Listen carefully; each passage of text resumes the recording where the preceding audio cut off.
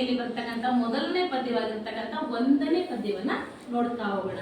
ಅಲ್ಲಿ ಈ ಪದ್ಯವನ್ನು ಬರೆದಿರ್ತಕ್ಕಂಥವ್ರು ಎಲ್.ಕೆ. ಕಂಬಾರ. 1ನೇ ಪದ್ಯವನ್ನು ಬರೆದಿರ್ತಕ್ಕಂಥ ಕವಿ ಹೆಸರೇನು?